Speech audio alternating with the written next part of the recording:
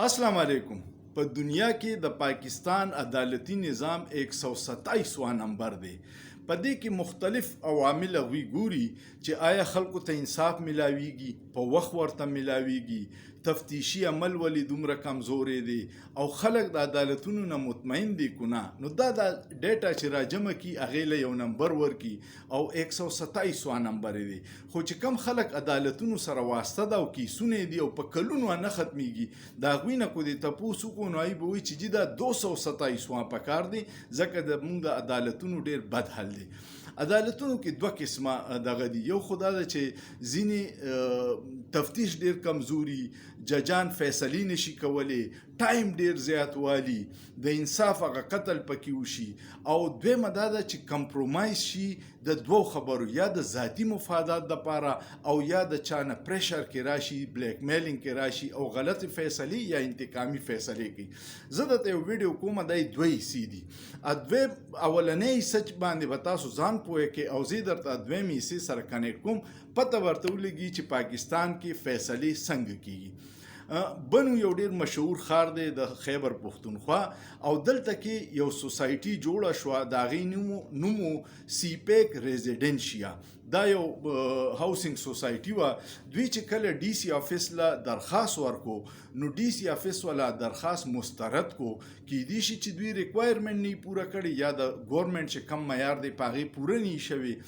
بیا داسې چلو شو چې کله نگران حکومت راغی، نو په نگران حکومت کې تاسو ته پته ده چې اسې خو نگران حکومت دی، خو ایمل ولی خان بله ورځ یو بیان ورکړی چې دا نگران حکومت نه دی، دا د جمعیت علماء اسلام د گورنر چې دی او اکرم دورانی صاحب، دا دوی ټول حکومت چلی او د دوی په اثر رسوخ دی. اکرم دورانی صاحب د بنو دی. اچانک هغه سوسایټي ته ډي سی آفس ان او سی جاری کړه، او ان او سی چې جاری شو نو بیا یو بل عجیبه کار شو.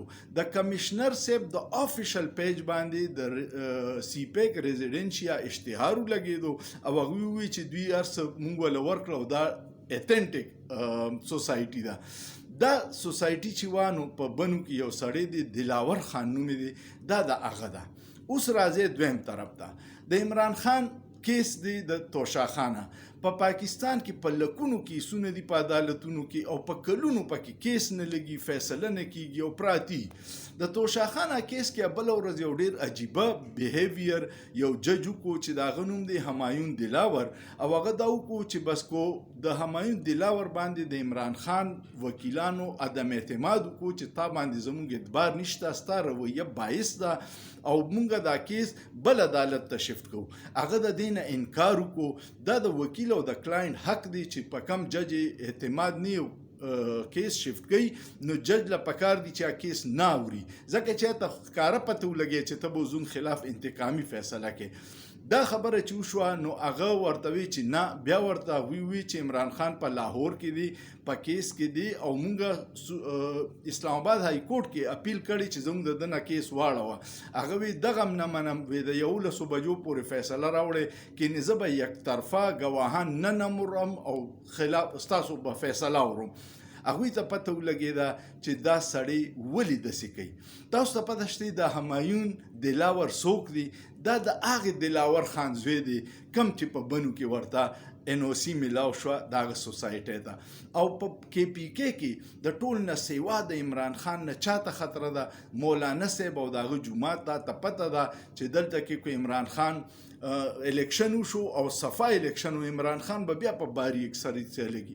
نو هلته کې په جعلي کیس کې په توشاخانه کې چې دا ټولو ته په زرګونو تحفې اخیستي، د هغې خلاف کاروایي نه کېږي، صرف د عمران خان خلاف کېږي، او ورته وایي چې په روزانه بیس باندې به مونږ کوو چې دا کیس فوري ختم کړو. او د همایون دلاور چې ته سوشل میډیا اکاونټ وګورې نو د مسلم لیگ سره تعلق دی، د عمران خان د بغض پوسټونه دي، کم ځای کې چې د عمران خان د بېعزتۍ پوسټ دی هغه د لایک کړی دی. اوس پسې د عمران خان وکیلانو د دغه سوشل میډیا ریکارډ راایستی دی او عدالت کې وایي چې دی زموږ خلاف غلطې فیصلې کوي د ده نه والې. نو هلته کې وله په بنو کې ان او سی ورکړه، دلته کې زوی ته وایي چې ته به د عمران خان خلاف فیصله کوي. په دې وجه په عدالتونو باندې چا اعتبار نشته، او اوس دوی غلط فهمي کې دا دی دوی دا خیال دی چې دا غزوړه زمانه د څوک به نه خبرېږي. اوس خو د سوشل میډیا دور دی او د هلکان خو د ډیجیټل بچي دي. زه ورته اکثر د کمپیوټر بچي وایم داسې ریکارډ د پسې روباسي چې ستا نه وارو پار خطا کړي. نو ججانو له پکار دي چې خپل انټیګریټي خپله غیر جانبداري برقرار وساتي. کنې دغه حل به چې نن د همایون دلاور حل دی چې ټولو ته پته ولګېده چې د والد صاحب ته NOC څنګه ملاو شوې ده او دی به اوس د هغې بدله کې څه فیصلې کوي. امید لرم چې تاسو به توشاخانه او د همایون دلاور په دې ویډیو په هغه په فیصلو په کانسپټ پوه شوي چې دې په شا څه کهاني ده. سوچ به وکړئ، په سوچ کې څه ګناه نشته.